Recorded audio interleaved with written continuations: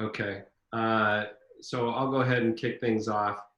Hello and welcome to everyone who's joining. Thank you very much for your time today. This is a webinar on capitalizing on chain of custody interpretation that's just come out in June of this year on how to allocate output credits. I am Chris McLaren. I'm the Chief Marketing Officer for Forest Stewardship Council US. I'm going to be talking a little bit, but most of the talking today is going to be done by a couple of my colleagues.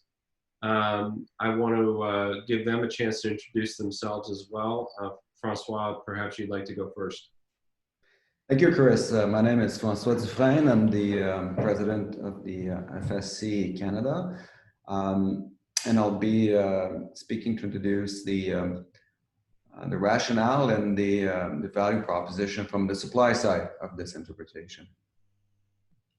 Thank you, Francois. Jason, you want to go next? Sure. I'm Jason Grant. I'm with WWF US. Prior to joining WWF, I was a consultant for many years, and part of my consultancy was working with companies on chain of custody certification. I was a lead auditor for a few years as well. So I'll be talking kind of about the mechanics of what the implications of this credit interpretation are.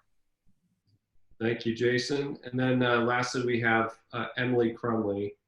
Could you introduce yourself? Hi, thanks, Chris. Hi, I know some of you already. I am Emily Crumley, Supply Chain Integrity Manager for FSC, and I support FSC US with some chain of custody and trademark questions and support. Thank you. Very good. All right, so let's go ahead and get right into it. I think, it probably is worth starting off by saying that this interpretation has been recognized as a very important potential growth driver for FSC in major supply regions, particularly for the pulp and paper industry. And this is because lumber demand is generally less for FSC than it is for residuals, such as wood chips and sawdust and the like, much of which enters supply chains for major pulp and paper products producers. And what we've seen in the last several years is that these major pulp and paper products producers are always looking to increase their goals for procurement associated with FSC. And this is in turn driving greater demand and potentially some supply challenges in certain sourcing areas. And this interpretation has considerable potential to help alleviate that, regardless of region, whether it's the Canadian Boreal or the US Southeast, or other important strategic sourcing areas around the world. And so we wanted to get together with you all and make sure that you were aware of this new interpretation and its potential to make a difference. So having stated that, I want to transition this over to my colleague Francois from FSC Canada, and he's going to speak a little bit to the potential impact that this can have on sawmills. Well, thank you, Chris. You gave already an excellent segue of the potential benefit of this interpretation on the supply side, especially here in Canada. The reality is over the last 20, 30 years, there has been a slow transfer of wood allocation, particularly from public lands. You have to know that 90% of Canada is public land in the Canadian Boreal mainly. And therefore, we have witnessed over the years a massive increase of this wood allocation being transferred to sawmills. That's where it made more sense. It was most cost efficient, and really the pulp mills in return really needed the fiber under the form of chips for their products and then the paper and pulp productions. instead of doing this themselves and then through round logs to barking and so on and so forth, was a lot more expensive. And also it adds a lot more value for part of the fiber under lumber content, and therefore adding a competitive cost for wood chips going to the pulp mills.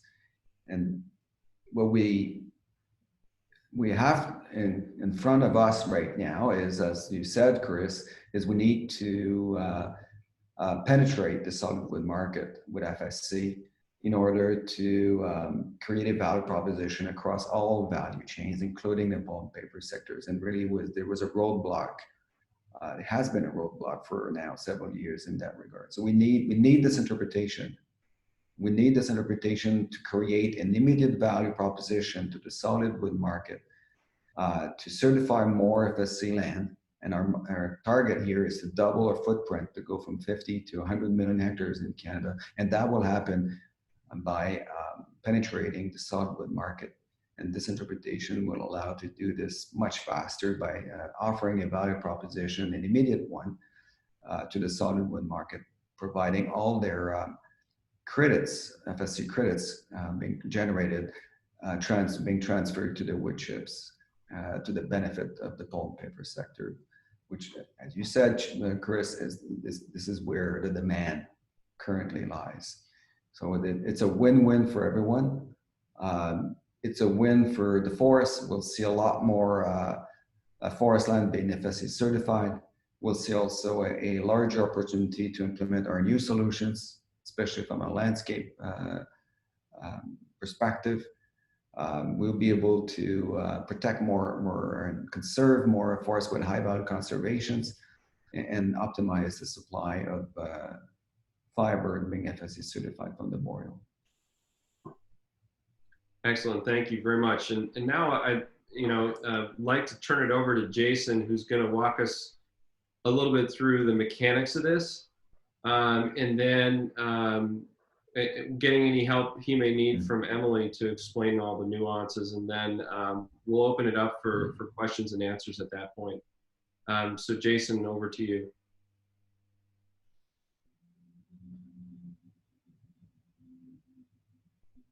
You, sir, are on mute. How's that? Much better. It might be helpful at some point to look at the language of the interpretation, but I think it might be easier to sort of back into that by looking at how this applies to how sawmills can manage credit accounts to the ends that Chris and Francois just spoke to. So prior to this interpretation, the way that a sawmill's credit accounts would work is that credits needed to be kept in output accounts. And so let's just say there's two main accounts. There's one for residuals and there's one for lumber.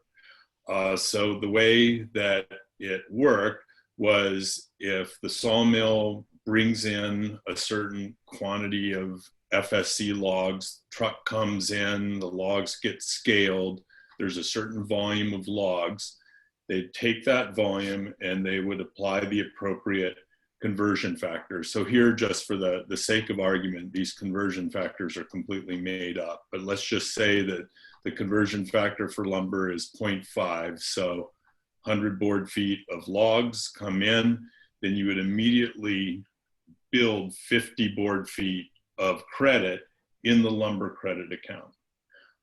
And then on the residuals side, if you had a conversion factor of 0.01%, at the same time, you would build a ton of residuals in the residuals account.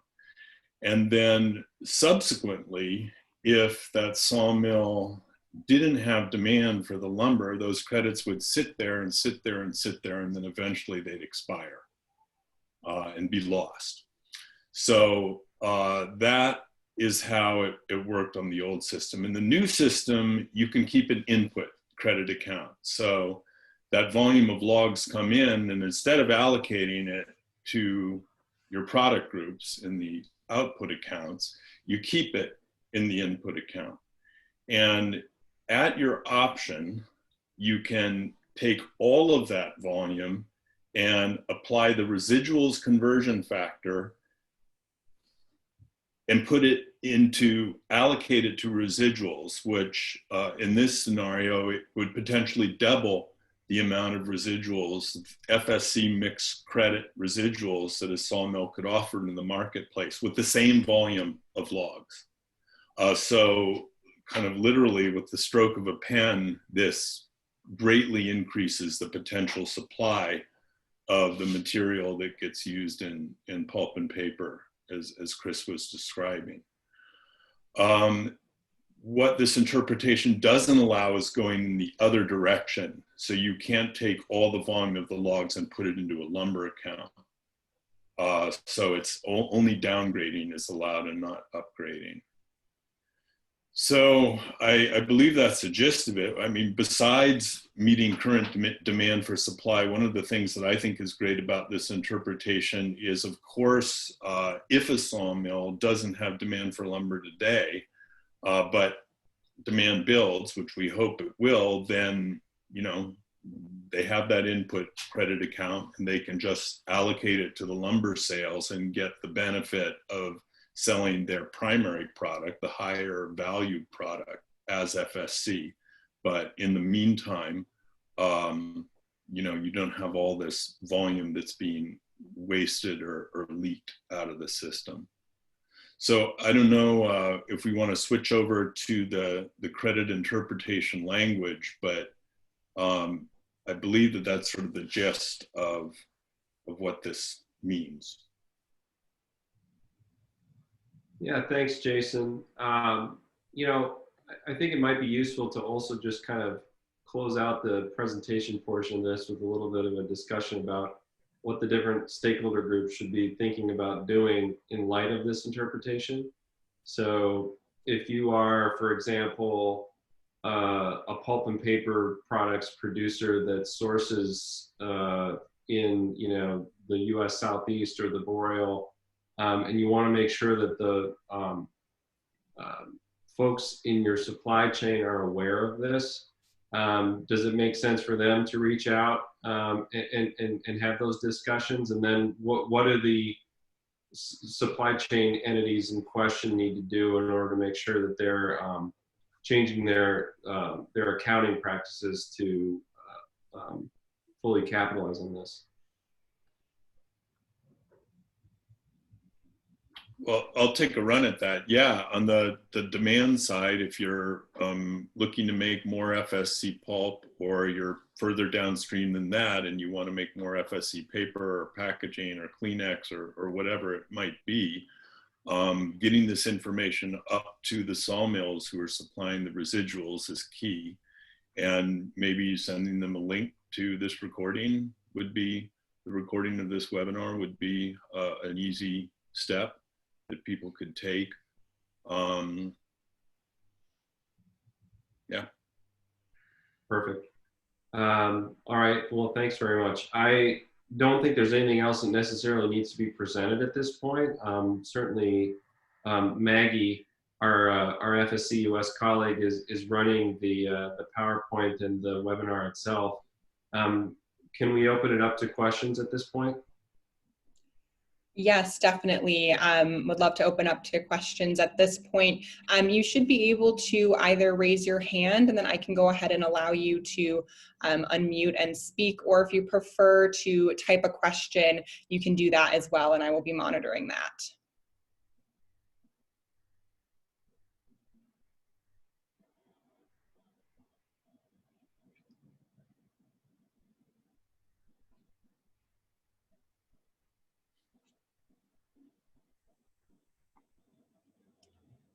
Okay, it looks like we do have a question that just came in. How does the system work with FSC mixed credit sharing? Can someone comment on the 10% controlled wood rule?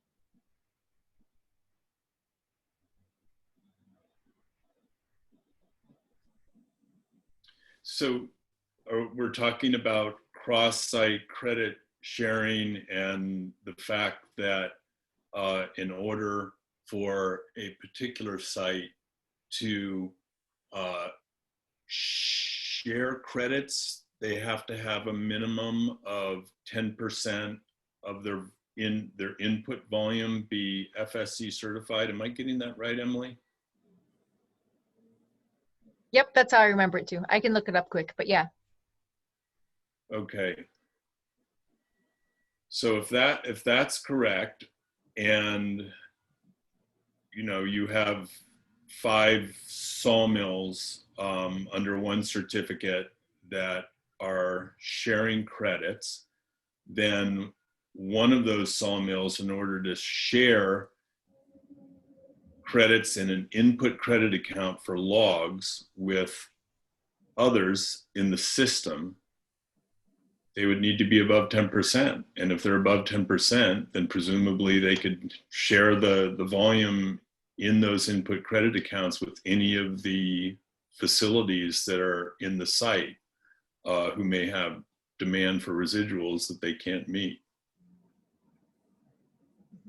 That's how I see it too. If you meet the requirements for the cross-site sharing, regardless if you're on the credit system or percentage system, then this interpretation also applies. So it's not, they're independent of each other. So if you can use the cross-site sharing, then you can also apply this interpretation. Looks like there was a follow-up question to that as well. How often is the 10% calculation checked? Is that annually? Jason or Emily, do you have an idea? Otherwise, we could definitely follow up with this information. I don't know offhand. I think we need to check on it. I believe it's based on depending on the credit system or the percentage system. I guess we're using the credit system, but that's I thought it was monthly, but we will follow up and get back to you. But it seems like that's a question about the cross-site sharing. It doesn't really apply to this interpretation, correct?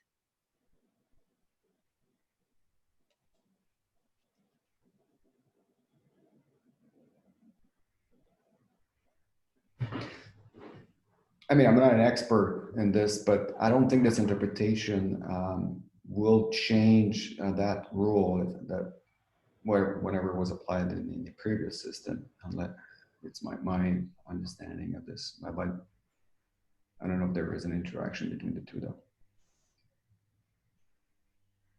That's my understanding as well. Okay. Looks like said monthly. This is an IT challenge to manage. That it's different than FSC mixed credit, and we'll have to work with IT on this aspect. And Paul understands that the systems are different or separate. Okay. Don't quote me on the monthly. We will look that up and get back to you for sure with a real answer based on the cross-site sharing requirement in the chain of custody standard. Mm-hmm. Great, thanks. And we should maybe remind the group, so a recording of this session is going to be made available, correct? By email? Yes. Yep. We are recording this session and we will have this available for folks who couldn't make the session. Okay.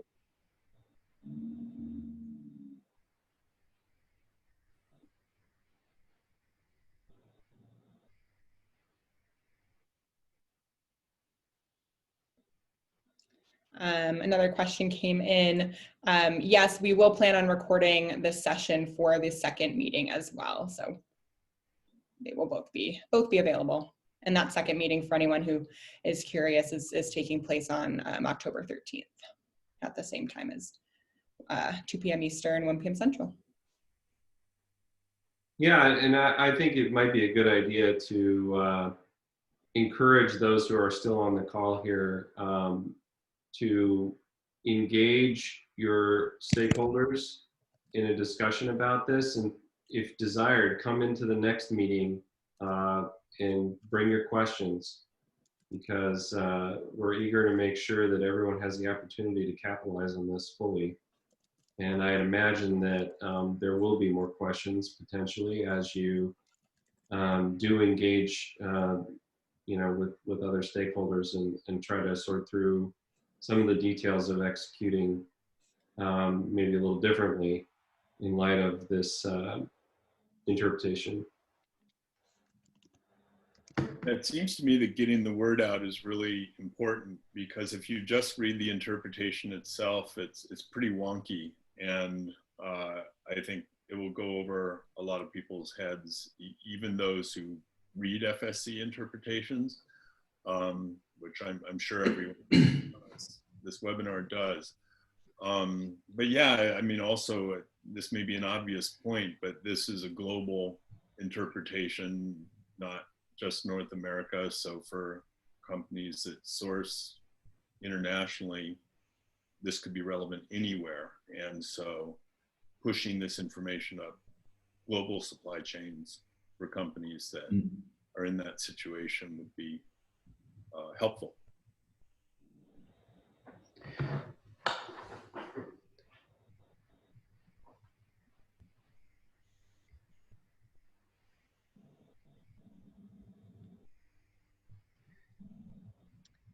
Just to add in, I checked the standard. I had it handy, so I put in the chat box. Oops, I put it just for panelists to see. But the answer to the previous question about how many months for the cross-site sharing, it's during a 12-month period.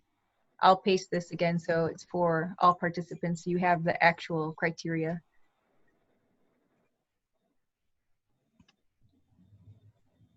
Thanks, Emily. And it looks like I maybe had given a response to just panelists as well. So just to confirm, this meeting and the webinar today and the webinar on the 13th are separate individual meetings, and both sessions will be recorded. The content will be the same, but obviously question and answer session might differ between the two.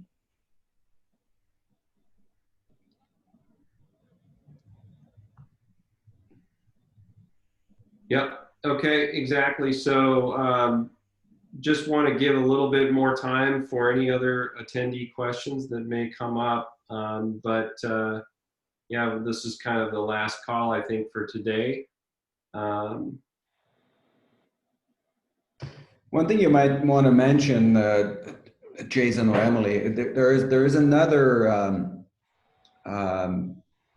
interpretation that's under actually a pilot project for cross-border. It goes into the same area of thinking, in a sense that it is to facilitate the transfer of credits. But the reason why I'm mentioning this is there are two different interpretations going at the same time. This one is finalized, is now official. It's about between products and downgrading, as Jason said, to wood chips. The other one is a pilot project for cross-border between the United States and Canada. That's still under development, and we'll see the results once the pilot projects are finalized.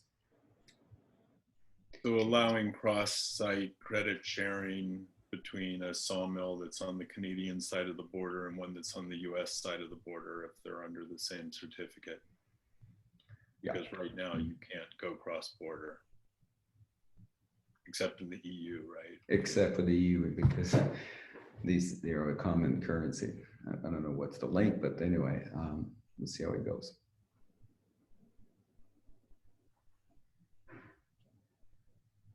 Well, the explanations were crystal clear, Chris, and thanks to Jason. Yeah, exactly. I have my doubts, but if folks have questions, you can email them also to us. I think probably the best email address to send them to would be info@us.fsc.org, and we will route them to the right people to get the right answers to you. Well, I see a few more questions in the chat. Do we need to address those? Yeah, these seemed more like comments, and that's good to note, Chris, that I am saving this chat, so we do have all these comments recorded. If there is a specific question in there, please let us know, and happy to answer that. But those seemed more like comments to me, and we do have those saved. Okay, perfect. Very good. All right, well, I think we can wrap up, but I want to thank everybody for joining today. And please feel free to join us for the second one. What's the date on that again, Maggie? That's going to be October 13th, again at 2 p.m. Eastern, 1 p.m. Central. Yeah, so we look forward to seeing you potentially there as well. Yeah, otherwise, any questions you can route to info@us.fsc.org. And we do encourage you to engage with your stakeholders, including your certifying body as needed, to take full advantage of this interpretation. We're very excited about its potential to make a difference. So thank you for your time. And to my co-presenters, Jason, Francois, and Emily, thank you. You're welcome. All right. Thank you. It's a pleasure. Talk to you later. Thanks, everyone.